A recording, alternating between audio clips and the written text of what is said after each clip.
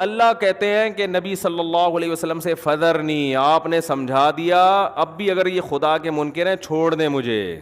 ومن یکذب بہ، میں حضرت موسیٰ اور فرعون کا بتا رہا تھا. تو اتنے دلائل اللہ نے قائم کر دی اپنے ہونے کے، پھر بھی جو بدبخت انسان ہے وہ کہتے ہیں نہیں اللہ مجھے آ کے اپنی زیارت کرائے میں دیکھوں. وہ بھائی اگر زیارت ہی کرا دے پھر تو آزمائش ختم نا.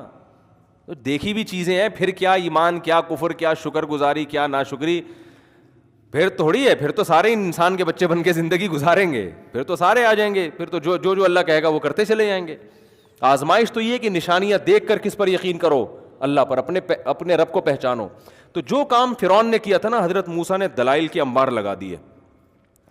فرعون کے پاس جب جواب نہیں بنا نا تو مذاق کیسے اڑایا اس نے. یا حامان ابن لی سرحن، اے میرے وزیر حامان، ابن لی سرحن، ایک مضبوط محل بنا بہت اونچا. لعلی اطلع الی الہ موسیٰ، اتنا اونچا ہونا چاہیے کہ اس کی چھت پہ چڑھ کر میں موسیٰ کے خدا کو دیکھنا چاہتا ہوں، مجھے نظر آ جائے گا. ابھی تو یہاں سے نظر نہیں آ رہا، شاید اوپر چڑھوں گا تو نظر آ جائے گا. قرآن کیا کہتا ہے؟ واستکبر هو وجنودہ، فرعون نے تکبر کیا، خدا کی آیات کا مذاق اڑایا. بھائی تو کچھ اور دلیل دے دے، کچھ اور بات کر لے. یہ کہ میں سوچتا ہوں، غور کرتا ہوں اس پہ، میں جو خدا کے منکر ہیں آپ کو ان کے ساتھ بٹھا کے مناظرہ کروا دیتا ہوں، یہ کہہ دے تو. یہ کیسی بات کر رہا ہے؟ یہ تو مذاق اڑانے والی بات ہو گئی نا. اللہ فرماتے ہیں جب یہاں تک آئے نا فرعون کہ میں سیڑھیاں، کبھی کہہ رہے سیڑھیاں لگاؤ میں چڑھ کے دیکھوں گا آسمانوں پہ خدا کو، تو اللہ فرماتے ہیں فرعون نے تکبر کیا. وَظَنُّوا أَنَّهُمْ إِلَيْنَا لَا يَرْجِعُونَ، اور یہ سمجھا کہ فرعون کو ہمارے پاس آ کے ان باتوں کا جواب نہیں دینا. اس خوش فہمی میں مبتلا ہو گیا. وہ سمجھ رہا تھا کہ کوئی ان باتوں کو سننے والا نہیں ہے، بس ایسے ہی میں مصر کا بادشاہ ہوں تو بس میں ہی سب کچھ ہوں. وَاسْتَكْبَرَ هُوَ وَجُنُودُهُ فِي الْأَرْضِ بِغَيْرِ الْحَقِّ، ناحق تکبر کیا اس نے بھی اور اس کے لشکر نے بھی، اس کے وزیر حامان نے بھی. جو ماتحت ہوتے ہیں نا حکومتوں کے، ظالموں کے، وہ بھی اپنے مقتداؤں کے ساتھ اسی جہنم کی آگ میں جائیں گے. تبھی قرآن کہتا ہے کہ اوردہم النار، فرعون اپنی قوم سمیت جہنم کی آگ میں داخل ہوگا. اپنی قوم کو بھی اس نے آگ میں، اوردہم، آگ میں ڈلوائے گا ان کو، یعنی مروا دیا اس نے اپنی قوم کو بھی. تو اس لیے بار بار علماء کہتے ہیں کہ اپنے بڑے کی وجہ سے حق کے راستے کو کبھی بھی نہیں چھوڑو. بڑے کون ہوتے ہیں؟ سیاسی لیڈر. آج کل لوگ اپنے سیاسی لیڈر کی وجہ سے حق بات نہیں کرتے. یہ جرم بہت ہو رہا ہے معاشرے میں. آپ کا سیاسی لیڈر کتنا ہی غلط کرے اس کی ہر غلطی ٹھیک ہے. آپ کے جو اپوزیشن کا لیڈر ہے وہ کتنا ہی صحیح کرے اس کا ہر صحیح کام کیا ہے؟ غلط ہے. یہ ہر سیاسی جماعت میں چل رہا ہے. تو یاد رکھو جب اللہ آپ کے سیاسی لیڈر کو اس کی غلطیوں پہ پکڑے گا نا قیامت کے دن، تو اللہ آپ کو بھی پکڑے گا جو اس کی طرف سے غلط سلط تعویلات کرتے تھے اس کی چمچہ گیری میں. بہت مشکل ہے بات سمجھانا. اور کسی کے صحیح یا غلط، کسی کی غلطی یا صحیح کا فیصلہ اس لیے نہیں کیا جاتا، اس سے نہیں کیا جاتا کہ یہ کیسا ہے، اس سے کیا جاتا ہے کہ اس کا یہ عمل کیسا ہے. یہ ہمارے ایک بہت بڑا فالٹ ہے کہ یہ بندہ ٹھیک نہیں ہے تو اب اس کا جو بھی کام ہوگا وہ کیا ہوگا؟ خراب ہوگا. اور یہ بندہ چونکہ صحیح ہے، آپ کے خیال میں صحیح ہے، تو اب یہ ہر الٹا کام بھی کیا کر رہا ہوگا؟ صحیح کر رہا ہوگا. یہ مارکیٹ میں ہول سیل کے حساب سے یہ بیماری چل رہی ہے. تو اپنے سیاسی لیڈروں کا نا اتنا دفاع کرو جتنا افورڈ کر سکو. بات آ رہی ہے سمجھ میں؟ یہ سوچ لیا کرو قیامت کے دن جب اللہ پوچھے گا کہ تم نے جس کو ووٹ دیا تھا، تم جس کی سیاسی تنظیم میں تھے، جب وہ یہ قانون پاس کر رہا تھا یا یہ الٹا کام کر رہا تھا یا حکومت سے یہ غلط مطالبہ کر رہا تھا یا اپنی ہر غلطی کو صحیح کر رہا تھا، تو تم نے یہ سوچا تھا کہ یہ صحیح کر رہا ہے یا غلط کر رہا ہے، اور مجھے اللہ کے سامنے اس کا حساب دینا ہے کہ اللہ جب مجھ سے پوچھے گا. تو یہ سوچے سمجھے بغیر آپ جو کیے جا رہے ہو نا، یہ بڑے لیڈر ہی آپ کو مروا دیں گے قیامت کے دن. ٹھیک ہے نا؟ بولیں گے. اور قرآن میں جگہ جگہ آتا ہے کہ جو بڑے ہوں گے چھوٹے برات کا اعلان کریں گے کہ ہم تو تمہاری چمچہ گیری میں اور تمہیں لیڈر مان کے یہ سب کچھ کر رہے تھے، آج تم ہمیں اللہ کے عذاب سے بچاؤ، تمہاری وجہ سے برباد ہوئے ہیں. تو وہ جواب میں کہیں گے کہ ہم تمہیں جب بچا سکتے جب ہم خود تو بچتے، ہم جو خود نہیں بچ رہا وہ دوسروں کو کہاں سے بچائے گا. تو اس لیے بھائی ان اپنے لیڈروں کا دفاع اتنا کرو جتنا افورڈ. وہ مجھے بچپن کا ایک لطیفہ یاد آ گیا، ایک مزاحیہ. ہم تو بچپن میں نا آڈیو کیسٹیں بھی مزاحیہ سنا کرتے تھے، تو اور وہ کچھ ویڈیو بھی آج کل بھی آ جاتے ہیں وہ یوٹیوب پہ. تو وہ ایک آدمی کو عادت تھی کہ وہ بھولنے کی نا، تو بھولے سے پتہ نہیں کیا کیا کر رہا ہوتا تھا. تو کسی نے کہا کہ تو کبھی بھولے سے اپنی بیوی کو بہن سمجھا ہے؟ اتنی بڑی بڑی چیزیں بھولتا ہے. کہہ رہے ہم اتنا بھولتے ہیں جتنا افورڈ کر سکیں. اتنا ہی بھولتے ہیں جتنا افورڈ کر سکیں. تو جو گھنے ہوتے ہیں نا آج کل بے وقوف, وہ بھی اتنے ہی بے وقوف ہوتے ہیں جتنا کیا کر سکیں, افورڈ. لیکن اپنے سیاسی لیڈروں کے بارے میں اتنی تعویلات کر رہے ہوتے ہیں کہ ان کو پتہ ہے کہ قیامت کے دن ہم یہ افورڈ نہیں کر سکتے. تو اپنے لوگوں کا اتنا دفاع کیا کرو جتنا برداشت ہو جائے. بسوں کے پیچھے بار بار بتاتا ہوں, لکھا ہوتا ہے تب پڑھے تو پاس کر, ورنہ کیا کر, ورنہ برداشت کر. یہ بہت اہم پوائنٹ کی بات لکھی ہوتی ہے اس میں. یہ آپ سمجھ رہے ہیں صرف یہ میرے بارے میں لکھی ہے کہ اوورٹیک نہ کروں. یہ ایک اصول اور ضابطہ اس ٹرک ڈرائیور نے بتا دیا قیامت تک کے لیے کہ بھائی اتنا کام کرو جتنا برداشت کر سکتے ہو. تو خیر, تو فرعون نے کیا کہا کہ عمارت بناؤ, میں چڑھ کے دیکھوں گا, خدا مجھے نظر آئے. تو اللہ فرماتے ہیں تکبر کیا, موسیٰ دلائل دے رہے ہیں, احسن کل شیء خلقہ ثم ہدی, ہر چیز کو بہترین انداز سے کس نے بنایا ہے. یہ چیزیں آٹومیٹیکلی بنی ہوتی ہیں تو اتنی بہترین انداز سے تھوڑی بنتی. پھر ہر چیز کو نیچر کے راستے پہ چلا دیا, آسمان سے بارشیں برسا رہا ہے, مٹی سے انسان کو بنا دیا, سارے تصرفات کیسے مٹی سے کھلونے بنائے ہیں, اسی مٹی سے خربوزے بن رہے ہیں. زمین میں دیکھو کچھ نظر آتا ہے, انار انگور خربوزہ کچھ بھی نہیں ہے. اسی مٹی سے حضرت انسان بن رہا ہے, اسی مٹی سے مرد بن رہا ہے, اسی مٹی سے عورت بن رہی ہے, اسی مٹی سے انار بن رہا ہے, اسی مٹی سے انگور بن رہا ہے, اسی مٹی سے. ہم تو مٹی سے ٹینی نانا والی گاڑیاں بناتے تھے, اس کے علاوہ ہم کچھ بھی نہیں بنا سکتے تھے. خدا اس مٹی سے آم بھی بنا دیتا ہے, خدا اس مٹی سے خربوزے بنا دیتا ہے, خدا اس مٹی سے کھجوریں بنا دیتا ہے, خدا اس مٹی سے انسان بناتا ہے, اس مٹی سے شیر بنایا, گدھا بنایا, کتے بنائے, بلیاں بنائیں, ساری چیزیں اسی مٹی سے بنا کے اور زمین میں پھیلا دی. کیا کچھ نہیں بن رہا, اور پھر دوبارہ اس مٹی کر دیتا ہے, تھوڑے دنوں میں مار کے دوبارہ وہ کیا بن جاتی ہیں, مٹی. کیا یہ آٹومیٹیکلی ممکن نہیں ہے. تو اللہ کہتے ہیں کہ میں نے اتنے دلائل دے دیے ہیں, اب بھی ان کی سمجھ میں نہیں آ رہا. فذرنی, اے محمد صلی اللہ علیہ وسلم آپ ٹینشن نہ لیں, چھوڑ دیں میرے حال پہ, اور مجھے اس کے ساتھ میں نمٹ لوں گا. آپ کا کام ہے تبلیغ, آپ اس کی سمجھ میں نہیں آ رہا کسی اور کو سمجھائیں. ان نفعت الذکریٰ سیذکر من یخشیٰ, جس کے دل میں خوف ہوگا وہ ضرور آپ سے نصیحت حاصل کرے گا. یہ نہیں کہ نصیحت ہی چھوڑ دیں, ان لوگوں پہ چھوڑ دیں جن سے فائدے کی امید نہیں ہے. اچھا, اب قرآن کہتا ہے کہ ان کو میرے حال پہ چھوڑ دیں, میں نمٹتا ہوں. تو اب فوراً سوال پیدا ہوتا ہے کہ اب تو اللہ ان کو پکڑ کے مار دے گا. بالکل ہے بھائی, اب تو اللہ جب نبی کو اور جو بھی قیامت تک دعوت دینے والے لوگ ہیں, حق کی بات کرنے والے لوگ ہیں, گویا اللہ نے ان سے کہہ دیا اب آپ کیا ہو جائیں, سائڈ پہ ہو جائیں, اب میں نمٹوں گا ان سے. تو فوراً ایک خیال آتا ہے نا کہ اب تو اللہ ان کو چھوڑے گا نہیں. اللہ فرماتے ہیں ایسا نہیں ہے کہ میں ان کو پکڑ لوں گا فوراً مار دوں گا, نہ سنستدرجہم, میں ان کو ڈھیل دوں گا. اتنے دلائل قائم کرنے کے بعد بھی یہ سمجھ میں نہیں آ رہا, تو اب میں ان کو کیا دوں گا, ڈھیل. کھاؤ پیو موج مستی کرو, کوئی بات نہیں, کیونکہ دنیا دارالامتحان ہے, دارالجزا نہیں ہے. جیسے آپ ایگزامینیشن ہال میں بیٹھے ہو, پیپر حل ہی نہیں کر رہے, ایگزامینر آپ کے کان میں آ کے کہتا ہے بھائی کیا کر رہا ہے یار, آپ کو شاید بھول گئے ہوگے, پیپر کا ٹائم شروع نہیں ہوا, وہ سمجھتا ہے شاید غلط فہمی ہوئی, یاد دہانی کرائے گا بھائی ٹائم شروع ہو گیا پیپر, اگر آپ کو پیپر نہیں ملا تو میں لا کے دے دیتا ہوں. وہ اس طرح سے نصیحتیں کرے گا نا.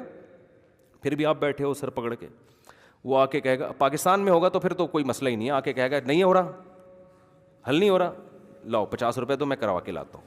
یہ تو میں وہاں بتا رہا ہوں, کراچی میں تو شاید ایسا ہی ہوتا ہے, باقی کا مجھے نہیں پتا, سب جگہ ہی ایسے ہو رہا ہے. ٹھیک ہے نا. تو لیکن اگر سچی مچی کا یعنی کوئی صحیح ایماندار ہو تو وہ کیا کرے گا کہ آپ کے پاس آئے گا, آپ سے بولے گا بھائی کیا مسئلہ ہے, شاید آپ کو نہیں پتا کہ ٹائم شروع ہو گیا, بھائی ٹائم شروع ہو گیا, کہہ کے آپ کہیں گے اچھا ٹھیک ہے پتہ چل گیا.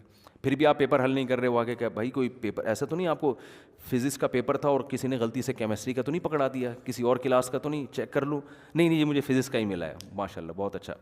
پھر بھی آپ حل نہیں کر رہے, تو پھر وہ آئے گا آپ سے آ کے کہے گا کہ یار کوئی اگر سر میں درد ہے, کوئی مسئلہ ہے تو پیناڈول رکھیے میرے پاس. ہمیں ہدایت ہے کہ اگر کسی کی طبیعت خراب ہو جائے تو فوراً جو دوائیں ہمارے پاس جو ہے نا, جو فوری دوائیں ہوتی ہیں وہ رکھی ہوئی ہمارے پاس. کوئی پیٹ میں درد ہے, کوئی واش روم کا تقاضا ہے تو یہ واش روم ہے, ٹھیک ہے نا, یہاں چلے جاؤ. کوئی بھی مسئلہ ہو بتاؤ, گٹکا چاہیے, پان چاہیے, تو وہ آپ کو 5-6 دفعہ نصیحت کرے گا. اس کے بعد کہے گا 2-3 دفعہ اور کرے گا تو کوئی دوسرا جو اس سے سینئر ہوگا بولے گا بھائی تو اس کو چھوڑ دے اپنے حال پہ, اس کو کیا کر, چھوڑ دے. اور جو پیپر چیک کرنے والا اگر وہاں کھڑا ہوگا نا, وہ کہے گا کہ اس کو چھوڑ دے, میں اس سے خود ہی نمٹ لوں گا, تیرا کام کیا ہو گیا, ختم. پیپر میرے پاس آئے گا, کچھ بھی نہیں لکھا ہوگا تو فیل کر دوں گا.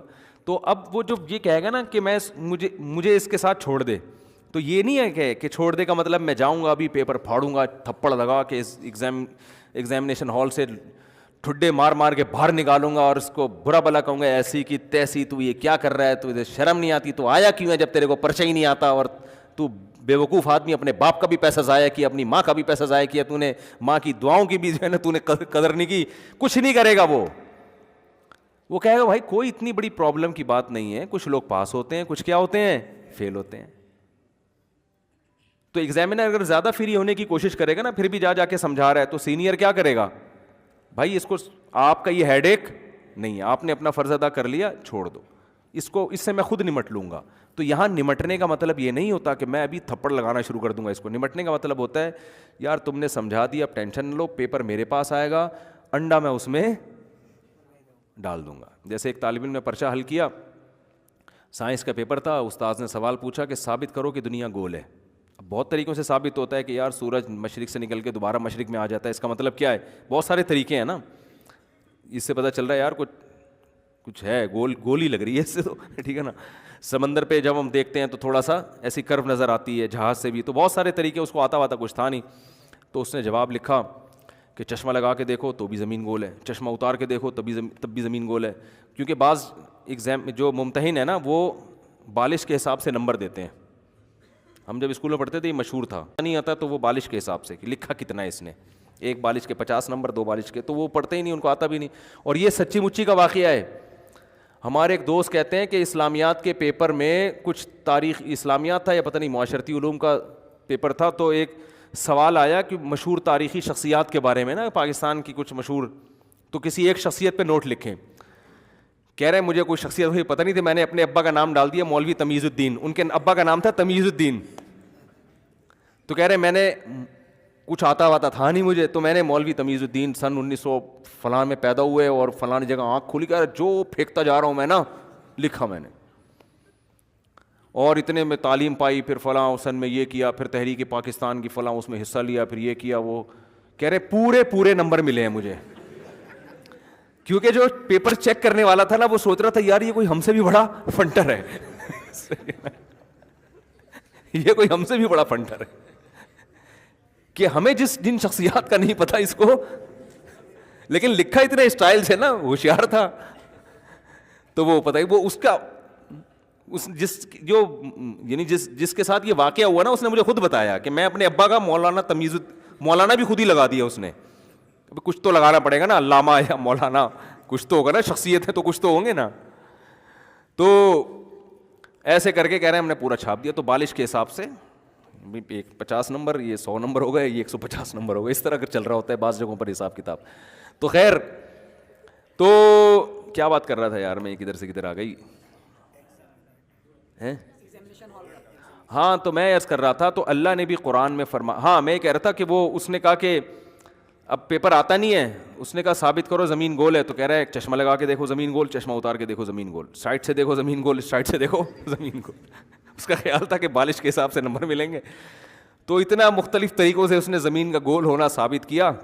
تو وہ ٹیچر جو پیپر چیک کر رہا تھا وہ بڑا ہوشیار تھا, اس نے اس پہ جو اس کے ریمارکس تھے نا وہ یہ تھے کہ چشمہ لگا کے دیکھو تو بھی نمبر گول ہے, چشمہ اتار کے دیکھو تو بھی نمبر گول ہے, سائڈ سے دیکھو تو بھی نمبر گول, اس سائڈ سے دیکھو زیرو, پورے 0 نمبر ملے, ٹھیک ہے نا. تو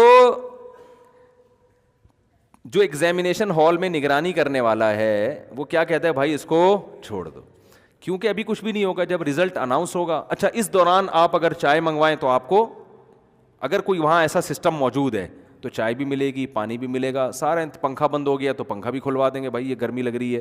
اچھا ایگزامینیشن ہال ہوگا تو اے سی بھی آن کر دیا جائے گا. تو یہ ساری فیسلٹیز ملیں گی آپ کو. تو اللہ فرماتے ہیں کہ جو میری بات نہیں مانتا فیسلٹیز اس کو ساری دوں گا, مجھے اس کے ساتھ چھوڑ دو بس اکیلے, میں نمٹوں گا. کیسے؟ ایسے نہیں کہ پکڑ لوں گا, نا نا نا نا نا, سنستدرجہم, مہلت دوں گا, اور مال میں اضافہ ہو جائے گا اور مزے کی زندگی. ظالم ترقی کرتے کرتے کہاں تک پہنچ جاتا ہے آپ دیکھو. مظلوم بیچارہ پستا رہتا ہے اور ظالم ترقی کرتے کرتے بڑی بظاہر بڑی کامیاب زندگی گزارنا شروع کر دیتا ہے, پیسہ بھی آ جاتا ہے اور کیا کچھ مل جاتا ہے اس کو. تو اللہ فرماتے ہیں سنستدرجہم, عن قریب ہم ان کو ڈھیل دیں گے, اس طور پر من حیث لا یعلمون, ان کو پتہ بھی نہیں چلے گا کہ یہ اللہ کی نعمت نہیں ہے, یہ تو کہ تمہیں آخرت میں پکڑنا ہے تو دنیا میں سب کچھ دیا جا رہا ہے کہ چل بھائی تجھے یہ حسرت نہ رہے کہ میں نے مزے نہیں اڑائے اور مجھے آخرت میں جو سزا مل رہی ہے غلط مل رہی ہے. نہ مجھے تو گناہ کی وجہ سے دنیا میں بھی مزہ نہیں آیا تو آخرت میں کیوں سزا مل رہی ہے. اللہ فرماتے ہیں یہ حسرت نہیں رہے گی, ٹھیک ہے نا. اس لیے فرمایا تمتعوا فإن مصيركم إلى النار, اللہ کہے گا اڑا لو مزے, آخرت میں آنا کہاں ہے, آگ کی طرف. تو فرعون ظالم کو کتنی مہلت ملی ہے, ایسی زبردست حکومت, اتنی بڑی طاقتور حکومت, اور بغاوتیں کرتا جا رہا ہے, بنی اسرائیل کے بچوں کو قتل کر رہا ہے. ماں کے سامنے اس کے بچے کو ذبح کرو, ماں پہ کیا آرے چلتے ہوں گے. ماؤں کی بد دعائیں, کوئی بد دعا نہیں لگ رہی فرعون کو بظاہر. اس وقت مائیں کیسا کہتی ہوں گی کہ ہم اتنا فرعون کے خلاف بد دعائیں کرتے ہیں, اللہ اس ظالم سے. آج دیکھو ہماری حکومتیں اتنی ظالم نہیں اتنا فرعون تھا. آج ایجوکیشن کا مسئلہ ہے, روٹی کا مسئلہ ہے, کبھی حکومت روٹی سستی کر دیتی ہے, کبھی آٹا مہنگا کر دیتی ہے, اپ ڈاؤن چلتا رہتا ہے, کوئی قحط کا سما نہیں ہے. لیکن فرعون کیا کر رہا ہے, ماؤں کی گودوں سے بچوں کو چھین کے ذبح کر رہا ہے. اس کے فوجی پہنچ جاتے تھے. کیسی بنی اسرائیل کی ماؤں نے, جو ایمان والی مائیں تھیں, کیسی چیخو پکار کی ہوگی, کیسی بد دعائیں کی ہوگی, لیکن فرعون کا بال بھی خراب نہیں ہو رہا. حتیٰ کہ حضرت موسیٰ علیہ السلام آ گئے اور موسیٰ علیہ السلام تبلیغ کر رہے ہیں, دلائل کے انبار لگا دیے, مگر فرعون کو ترقی ملتی چلی جا رہی ہے. اتنا ہو گیا کہ فرعون نے, جب حضرت موسیٰ آئے ہیں نا اور دعوت کا کام جب شروع ہوا ہے, تو فرعون نے بنی اسرائیل پر ظلم کم کرنے کے بجائے اور زیادہ بڑھا دیا. یہاں تک کہ بنی اسرائیل جنہیں یقین ہے کہ یہ کلیم اللہ ہے, اللہ کے پیغمبر ہیں, ان کے نیک لوگ بھی چیخ اٹھے, کہنے لگے یا موسیٰ اوذینا من قبل ان تأتینا, اے موسیٰ تیرے آنے سے پہلے بھی عذاب میں تھے, ومن بعد ما جئتنا, تیرے آنے کے بعد بھی عذاب بڑھ گیا, کوئی کمی نہیں ہوئی ہے, تو یہ کیا فائدہ, ہمیں تو کچھ فائدہ نہیں ہو رہا تیرے آنے کا. حضرت موسیٰ کیا فرما رہے ہیں, یا قوم استعینوا باللہ واصبروا, اے میری قوم اللہ سے مدد طلب کرو اور صبر کرو.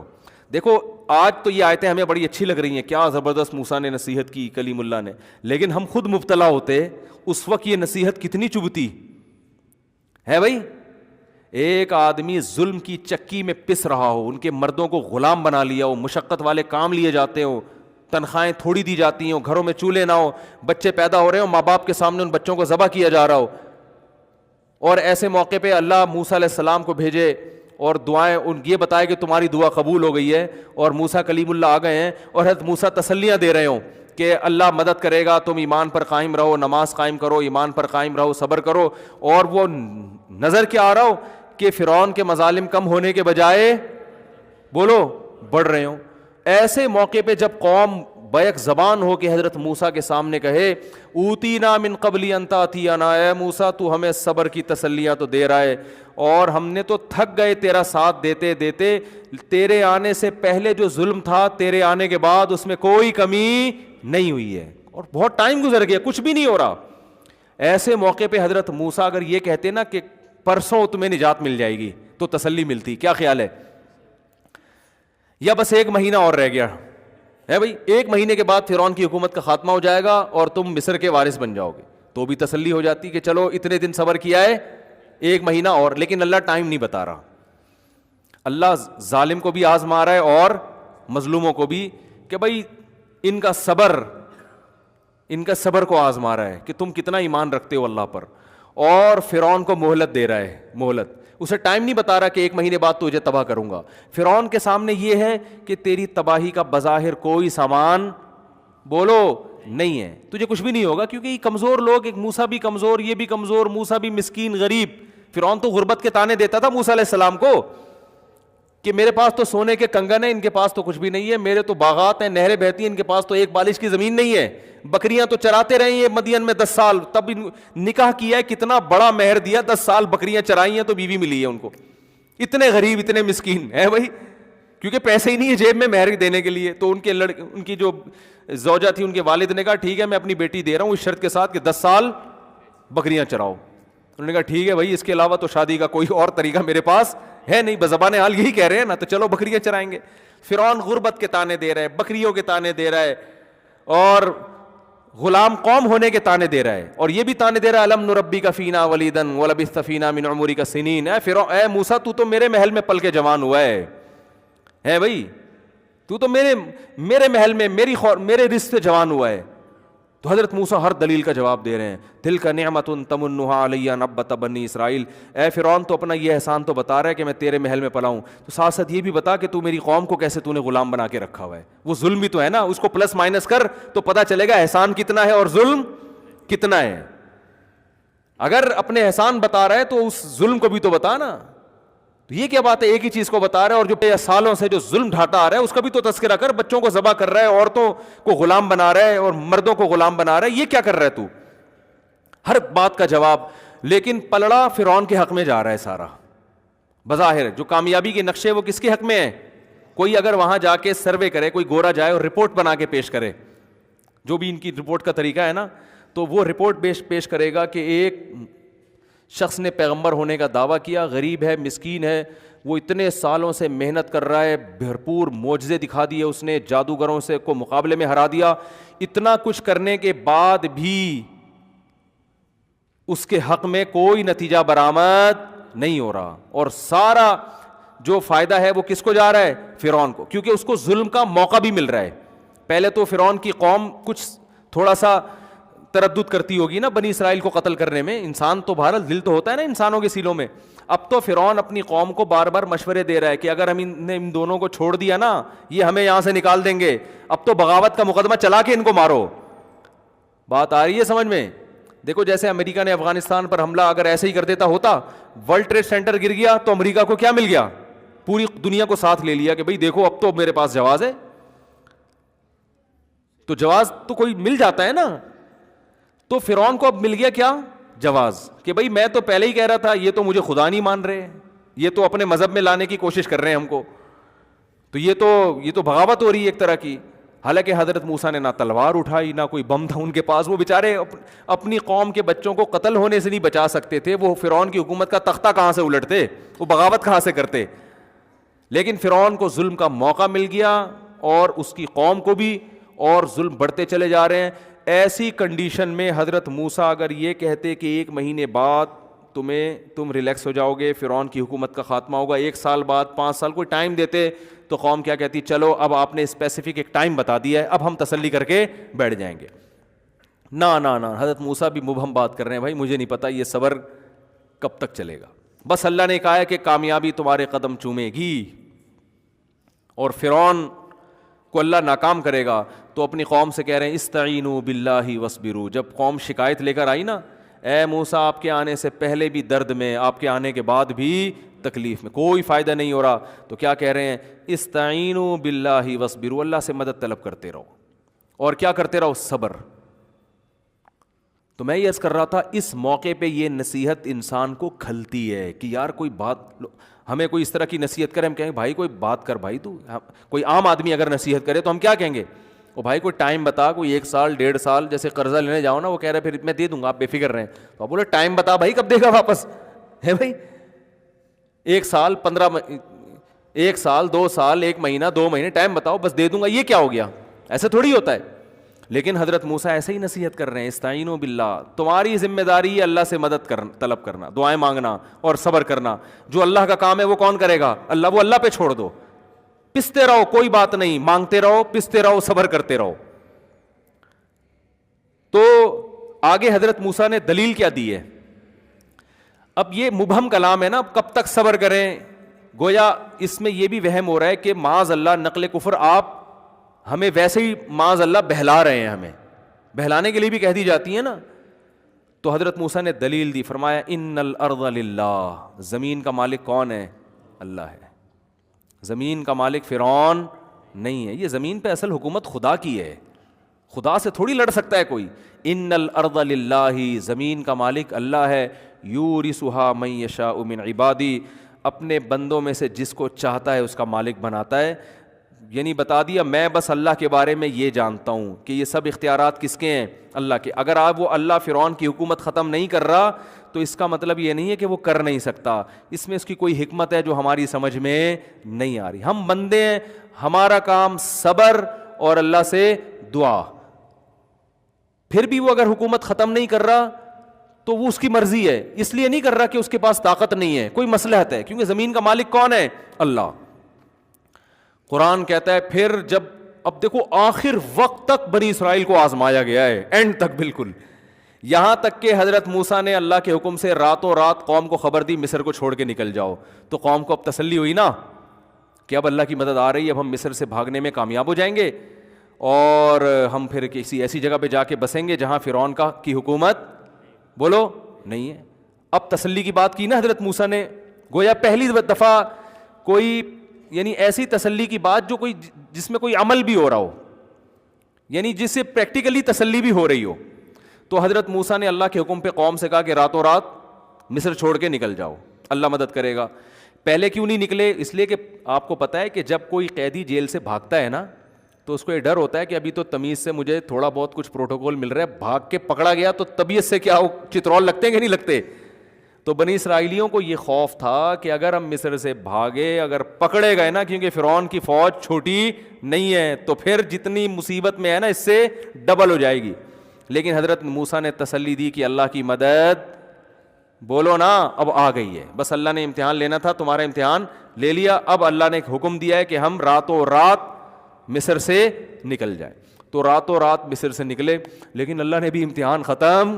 یہ دیکھو وہ قوم گزر گئی, یہ قرآن میں واقعات ہمیں سمجھانے کے لیے ہیں کہ تم جو بیٹھے بیٹھے چاہتے ہو نا کہ میں 5 نمازیں پڑھوں اور ادھر سے رزق کے دروازے کھل جائیں اور ادھر سے یہ بھی ہو جائے, واپس بھی آ جائے, وہی واپس آ جائے, اور جو ہے یہ بھی صحیح ہو جائے, یہ بھی صحیح ہو جائے, اور ایک دم رزق میں برکت اور سب کچھ ایک دم, ڈپریشن ختم, اسٹریس ختم, اور بحریہ ٹاؤن میں 6 مکان بن گئے میرے, ہنسی خوشی زندگی گزرنا شروع ہو گئی. ایسا نہیں ہوتا بھائی. تو اللہ یہ ہمیں بتاتا ہے, اللہ تعالیٰ ہمیں ان ٹینشنوں سے بچا کے ہی رکھے. ہم تو نالائق ہیں, ہم تو کمزور ہیں, لیکن ایک سمجھایا جا رہا ہے کہ ایسا بھی ہوتا ہے. تو بڑے کام جب ہوتے ہیں تو پھر بڑی آزمائشیں ہوتی ہیں. اللہ ہم سب کو آزمائشوں سے بچائے, اللہ ہم سے ویسے ہی بڑے کام لے لے. تو اب آخر میں کیا ہو رہا ہے, پوری قوم جب راتوں رات نکل گئی تو ہونا تو یہ چاہیے تھا کہ فرعون کو پتہ بھی نہ چلے, یہ بھی ہونا چاہیے تھا نا, اللہ مدد کرے بنی اسرائیل کی, اور سارے بنی اسرائیلی چپکے چپکے نکل جائیں, فرشتے ان کے ساتھ ہوں, فرعون کی آنکھوں پہ کیا ڈال دیں پردہ, وہ خراٹے لے کے پوری رات سوتے رہیں, کوئی مخبر بھی نہ ہو, یا اتنی دور نکل جائیں کہ دوسرے ملک پہنچنے کے بعد پتہ چلے. تو بنی اسرائیلی یہی توقع کر کے بیٹھے ہوئے تھے کہ موسیٰ کلیم اللہ نے کہا ہے اور آج تک آپ نے کوئی بات غلط نہیں کی, اب اللہ کی مدد آ گئی. اتنے عرصے سے ٹائم تو بتا نہیں رہے تھے یہ, لیکن چلو آج نکل جاؤ, اب خوش ہو گئے. لیکن اللہ نے کہا ابھی نہیں, میں یہ دنیا کو دکھاؤں گا کہ ناکامی کے تمام تر نقشوں میں تمام تر اسباب ایسے ہوں گے, تمہیں نظر آئے گا کہ 100% ناکامی ہے, اس میں کامیاب کر کے دکھاؤں گا میں, یہ بتانے کے لیے کہ ان ظاہری اسباب کو چھوڑ دو, ان ظاہری اسباب کو نہ دیکھو, تمہارے ذمے جو کام ہے تم اس کو فوکس کرو. نتیجہ کس کے ہاتھ میں ہے؟ اللہ کے ہاتھ میں. جو اپنا کام ہے اس کو کرو, جتنی اللہ نے تمہیں وسعت دی, طاقت دی, اس کے حساب سے وہ کرتے رہو, نتیجہ اللہ پہ چھوڑ دو.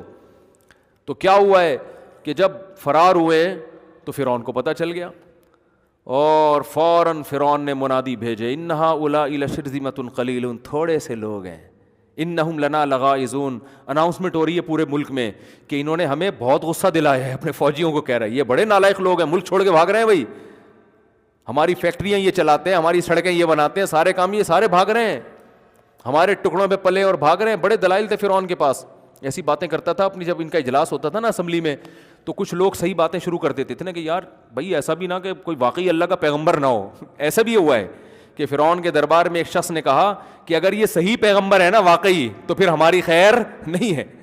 ایسی بھی اسمبلی میں ہر طرح کی باتیں ہوتی تھی ان کی. فرعون نے جواب میں کیا کہا, ما اریکم الا ما ارى وما اهدیکم الا سبیل الرشاد. جب فرعون کی اسمبلی میں ایک شخص نے یہ بات کی نا, جو بعد میں مومن ہو گیا تھا اصل میں, لیکن ایمان چھپایا ہوا تھا اس نے, تو اس نے جب یہ کہا نا کہ بھائی دیکھو یہ سچی مچی کا پیغمبر بھی تو ہو سکتا ہے, اور یہ واقعی اللہ کا نمائندہ بھی تو ہو سکتا ہے. اگر یہ جو کچھ کہہ رہا ہے یہ وہ صحیح ہے تو تم پہ وہی عذاب آئے گا جو قوم عاد اور قوم سمود پہ آیا تھا.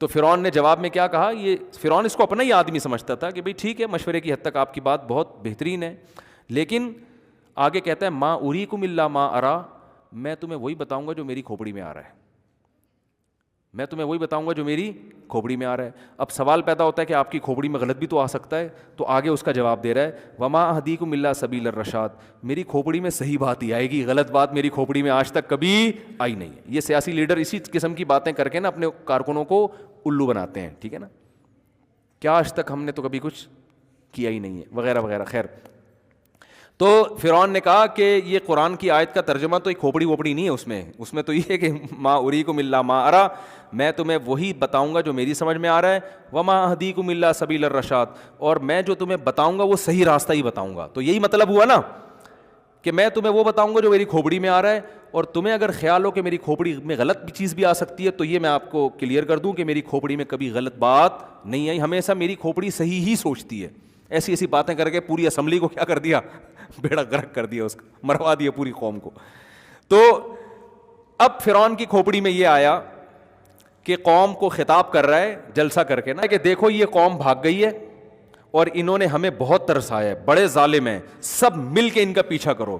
اللہ کی قدرت کے بھاگتے چور کی کہتے ہیں نا، لنگوٹی بھی مل جائے تو لوگ سب بھاگتے ہیں نا، تو صرف فوجی نہیں بھاگے، پوری قوم بھاگ گئی کہ یار اب تو لوٹ مار مچے گی، کیونکہ اللہ تو پوری جو بھی کافر تھا نا سب کو تباہ کرنا چاہ رہے تھے. تو یہ نہیں کہ سارے فرعون کے فوجی نکل کے بھاگے، پورا مصر جو ہے نا، پورا شہر فرعون نے منادی لگائی، انہوں نے سب پکڑو، بڑے انجوائے کرتے ہوئے گھوڑوں پہ، تیز رفتار گھوڑوں پہ بھاگ رہے. اور اللہ کیسے ناکامی کے نقشے پیدا کر رہا ہے، بنی اسرائیل راستہ ہی بھول گئے کہ جانا کدھر ہے بھائی، راستہ ہی اللہ نے بھلا دیا. کتنی بڑی آزمائش ہے آپ سوچو بھائی، مجھے بیان کرنے میں مجھے اتنا تعجب ہو رہا ہے. سوچو جس پہ گزر رہی ہوگی ان کی حالت کیا ہوگی کہ کئی سال گزر گئے، پوری نسل ذبح ہو گئی ہماری، اب تھوڑا سا سانس لینے کا ٹائم آیا تھا، بھاگ کے کہیں ہمیں کچھ پناہ ملے گی. تو اب اللہ نے معاذ اللہ اتنا بھی نہیں کیا کہ فرعون کو پتہ نہ چلنے دیتا، پوری قوم ہمارے پیچھے لگا دی. چلو پیچھے لگاتی وہ، پیچھے ہم آگے ہوتے، کیا خیال ہے؟ اتنا ہی ہو جاتا، کچھ پکڑے جاتے، کچھ کیا ہوتے، بھاگ جاتے. جو تیز رفتار ہوتے بھاگ جاتے، کچھ پکڑے جاتے، کچھ بکھر جاتے. جیسے ہوتا ہے کہ جب اس طرح لوگ ہجرت کرتے ہیں، کچھ کٹ جاتے ہیں، کچھ مر جاتے ہیں، کچھ بھاگ جاتے ہیں.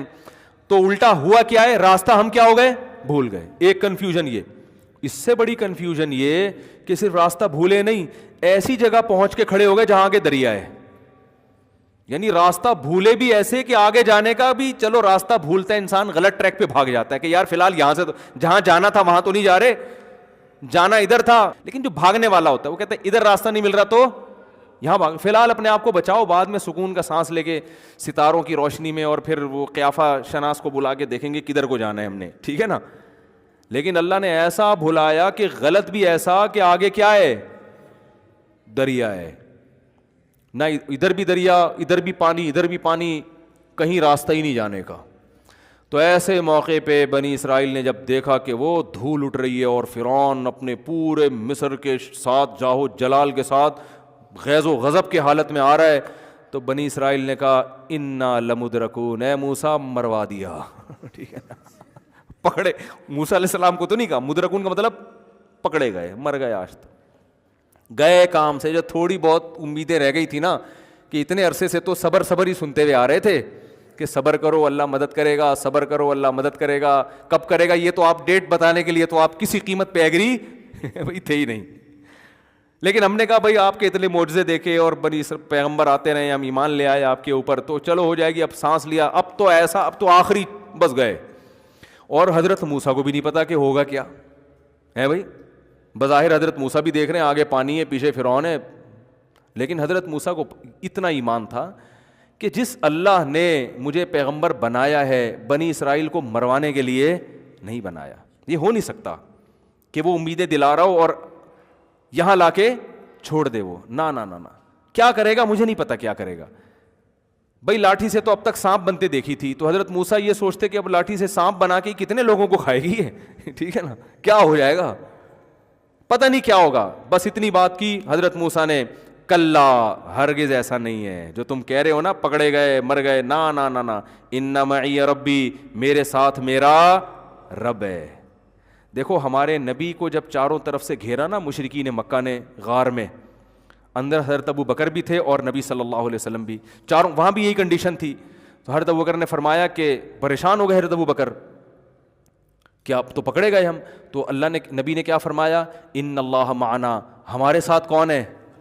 بولو اللہ ہے۔ وہاں یہ نہیں فرمایا میرے ساتھ، بلکہ کیا کہا، یعنی میری بھی مدد ہوگی اور آپ کی بھی۔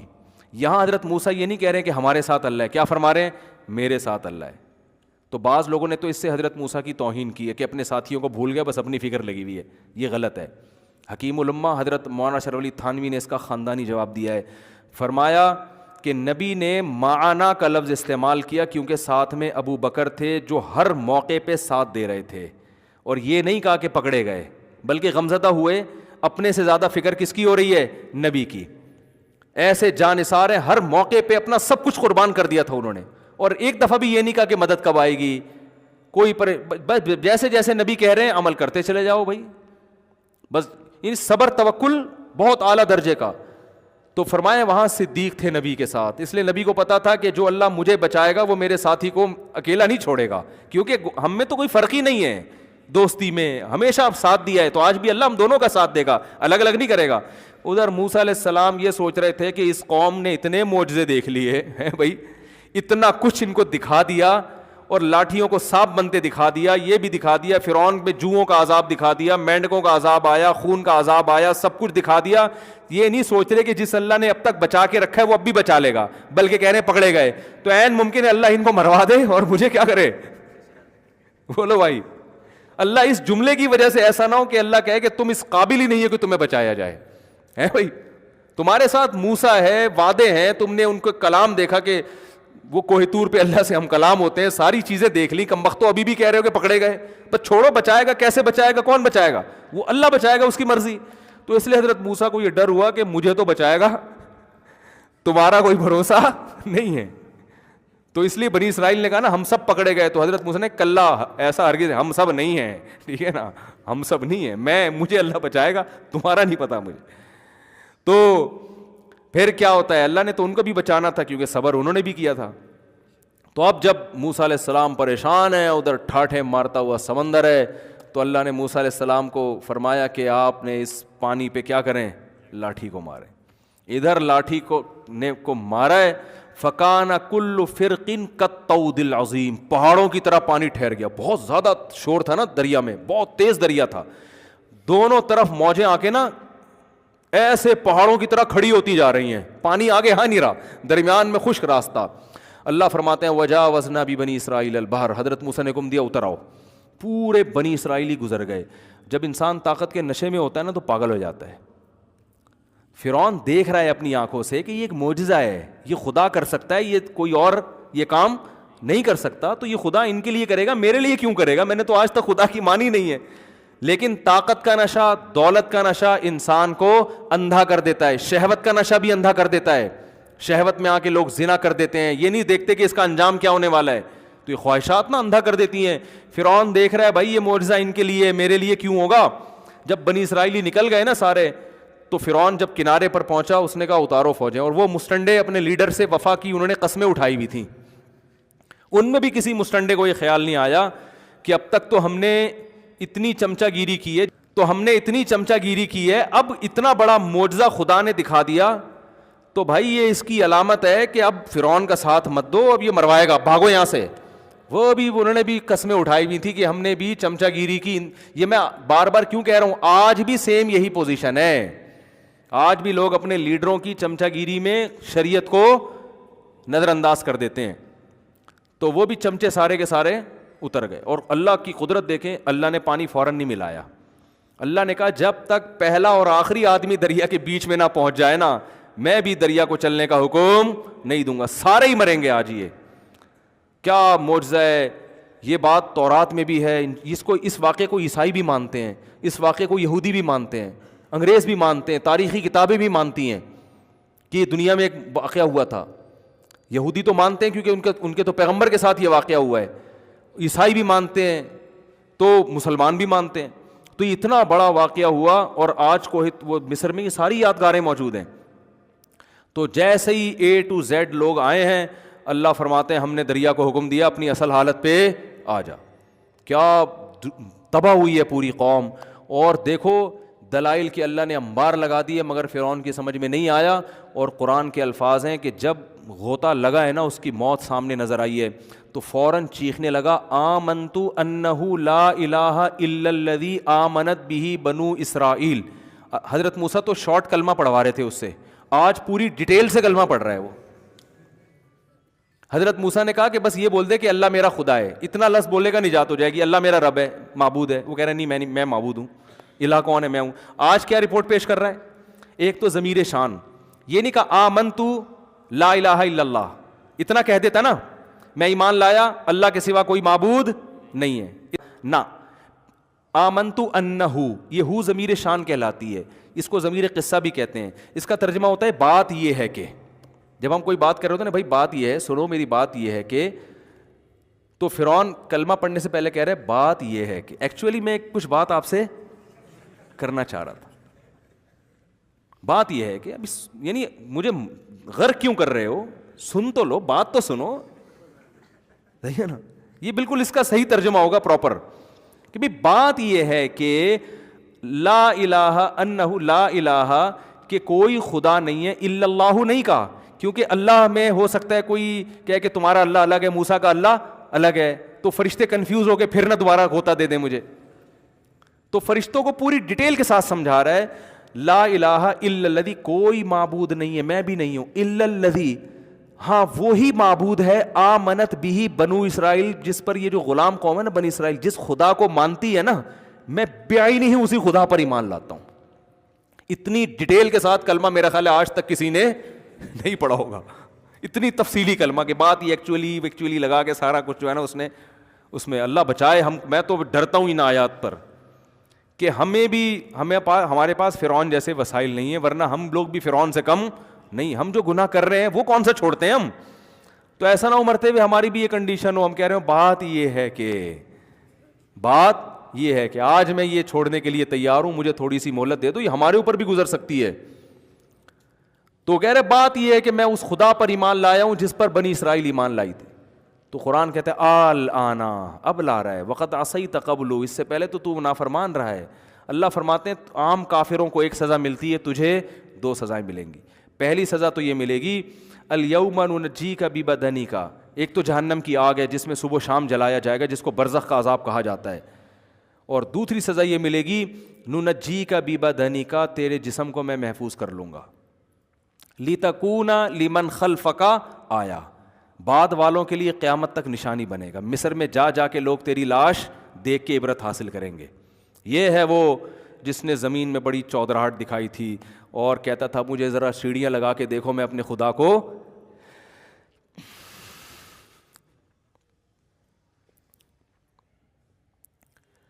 کیسا تکبر ہے دیکھو, انسان کھاتا خدا کا ہے. یعنی جو زمین پہ اکڑ کے چلتے ہیں نا, بھول جاتے ہیں کہ بھائی تو کس کی زمین پہ چل رہا ہے. لوگ کہتے ہیں نا تو مجھے نہیں جانتا میں کون ہوں, یہ بہت خطرناک جملہ ہے.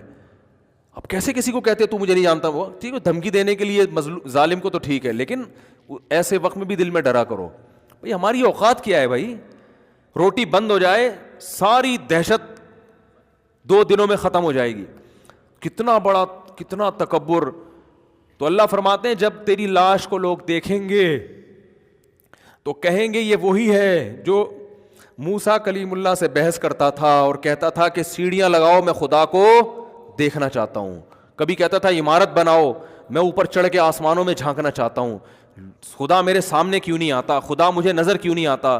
آج جو ایتھیسٹ لوگ اس طرح کی باتیں خدا کے بارے میں کر رہے ہیں کہ خدا اپنے ہونے کے ثبوت کیوں نہیں دیتا, ہم نہیں مانتے خدا کو, ہم نہیں مانتے اسلام کو, یہ کیا ہے, محمد صلی اللہ علیہ وسلم کون ہے, قرآن کیا ہے, بس سائنس ہے, ٹیکنالوجی ہے, سائنسدان ہے, سب کچھ اقوام متحدہ ہے, یونائٹڈ نیشن ہے, اس کے قانون ہے, خدا کیا ہے, رسول کیا ہے, عالم کیا ہے, مولوی کیا ہے, بزرگ کیا ہے, یہ سب جو ملحد ہیں ان کی نظر میں ان نعروں کی کوئی ویلیو نہیں ہے. زنا کیوں حرام ہے, کیا ہوتا ہے زنا, صحیح ہے نا, رشتہ داری کیا ہوتی ہے, یہ سب ان کے لیے بیکار الفاظ ہیں, ان کی ڈکشنری میں یہ ان الفاظ کی کوئی جگہ نہیں ہے. ابا بوڑھے ہو گئے, اولڈ ہوم میں جمع کراؤ بھائی, اس کو کیا گھر میں رکھ کے کرنا ہے, ٹینشن لینی ہے. اور پھر جب ان سے کہا جائے اتنے دلائل, تو کہتے ہیں کہ وہ نظر کیوں نہیں آتا ہمیں. تو اللہ فرماتے ہیں کہ الیوم ننجیک ببدنک لتکون لمن خلفک آیا, آج میں تیرے جسم کو محفوظ کر لوں گا, بعد والوں کے لیے تو نشانی بنے گا. تو اس لیے اللہ نے ان آیتوں میں کیا فرمایا, نبی سے فذر نہیں ہے, نبی آپ ان کو چھوڑ دو. ومن یکذب بہذا الحدیث, جو اس کتاب کو جھٹلاتا ہے چھوڑ دو اس کو. سنستدرجہم من حیث لا یعلمون, ایسے مہلت دوں گا ان کو پتہ نہیں چلے گا. اللہ تعالی ہمیں اس وقت سے پہلے ہدایت نصیب فرمائے اور سیدھے راستے پہ چلنے کی